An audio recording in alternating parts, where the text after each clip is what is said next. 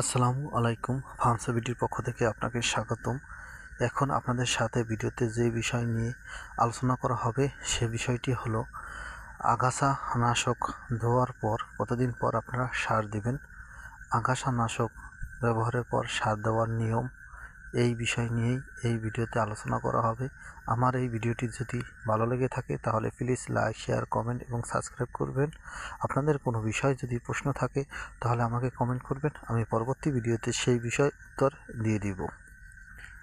আপনারা জমিতে আগাছানাশক ব্যবহার করার পর কতদিন পর আপনারা সার দিবেন, এই বিষয় নিয়েই এখন আলোচনা করা হবে। দেখেন, এই জমিতে আগাছানাশক ব্যবহার করা হয়েছে। আগাছানাশক ব্যবহার করার কারণে জমিতে শুধু ধান গাছই রয়েছে, কিন্তু বন একটাও নেই, বনটি সব মরে গিয়েছে। এজন্য আপনারা আগাছানাশক, কোন ধরনের আগাছানাশক ঔষধ ব্যবহার করবেন এবং কী ধরনের আগাছার দমন করবেন, এই বিষয় ডিপেন্ড করে তারপর আপনারা আগাছানাশক ঔষধ ব্যবহার করবেন এবং আগাছানাশক ঔষধ ব্যবহার করার পর সার দিবেন। সবচেয়ে ভালো হয় আগাছানাশক দেওয়ার 3 থেকে 4 দিন পর যদি আপনারা জমিতে পানি দিতে পারেন, তাহলে জমিতে পানি দেওয়ার পরেই আগাছা যে গাছগুলো থাকে ওইগুলো হালকা লাল হয়ে যায় এবং পরবর্তীতে পচে সমান হয়ে যায় পানি পাওয়ার পর।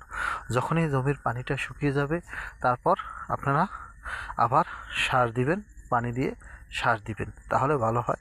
এতে 8 থেকে 10 দিন পর যদি আপনারা সার দেন তাহলে গাছের বেশি ভালো হয়। আর যদি আপনারা কখনো আগাছানাশক নির্মূলের জন্য অতিরিক্ত মাত্রায় আগাছানাশক ব্যবহার করেন, এতে দেখা যায় অনেক সময় গাছের যে ধান গাছগুলো রয়েছে এগুলো হালকা হলুদ হয়ে গেছে। এই হালকা হলুদ হওয়ার ভাব দূর করার জন্য আপনারা ইউরিয়া সার দিবেন। এজন্য আপনারা জমিতে পানি দিবেন, পানি দেওয়ার সাথে সাথেই আপনারা সার দিবেন। যত তাড়াতাড়ি সার দিবেন অত তাড়াতাড়ি গাছটি হলুদ ভাব কমে যাবে এবং সবুজ হয়ে যাবে। আমার ভিডিওটি ভালো লাগলে প্লিজ সাবস্ক্রাইব।